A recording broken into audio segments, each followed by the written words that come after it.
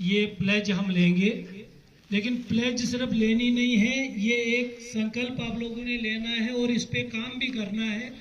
और इसके पीछे जो रीजंस है क्यों ये हुआ था, तो पहली बात जो पाई गई है वो ये है कि भाई सोसाइटी जो थी वो अवेयर नहीं थी, वो एजुकेटेड नहीं थी।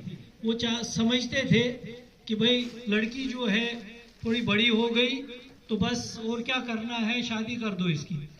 लेकिन आज वो ज़माना नहीं रहा है। आप देख रहे हो कि भाई लड़के और लड़की में कोई फ़र्क ही नहीं है। जो काम लड़के नहीं कर सकते हैं अब वो काम लड़कियां कर रही है। एक जहाज उड़ाना सबसे मुश्किल काम था, लड़कियों को मारा जाता है, दिल छोटा होता है तो हवा में नहीं जा सकती है, लेकिन उन्होंने वो कारनामे भी किए। बट एक से करने से या दो के करने से कुछ नहीं होगा जब तक न पूरी सोसाइटी जागे। तो आपसे ये प्लेज करवाने का मैं समझता हूँ कि यही यहाँ संदेश जाना चाहिए कि जब भी ऐसी बात कहीं चलती है तो अगर आपको लगता है कि भाई जिस लड़की का विवाह हो रहा है लेकिन उसकी एज अभी नहीं है, 18 साल से नीचे है, तो आपको भी चाहिए कि आप भी उसका विरोध कर सकते हो और तब जाके इसका फायदा हो सकता है। न कि आप सर झुका के हाँ में हाँ मिलाते रहो और जिंदगी तबाह जो है फिर उसी की हो जाती है, क्योंकि हर चीज की कोई एक एज है, कोई एक सीमा है।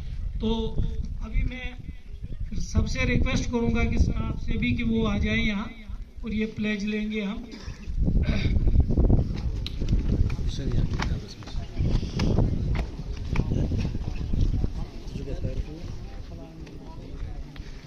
सामाजिक बुराई और कानून का उल्लंघन है जो बालिकाओं की शिक्षा, सुरक्षा, स्वास्थ्य और विकास में बाधा है तथा उनके सपनों को साकार होने से रोकता है।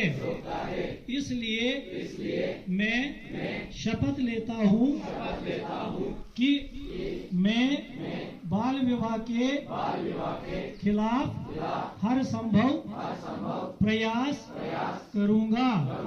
मैं सुनिश्चित करूंगा कि मेरे परिवार, पड़ोस और समुदाय में किसी बालिका का बाल विवाह न हो।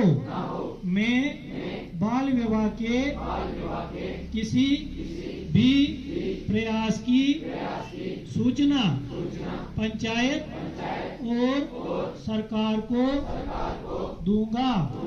मैं सभी बच्चों की शिक्षा और सुरक्षा के लिए भी अपनी आवाज बुलंद करूंगा और बाल विवाह मुक्त भारत का निर्माण करूंगा। जय हिंद।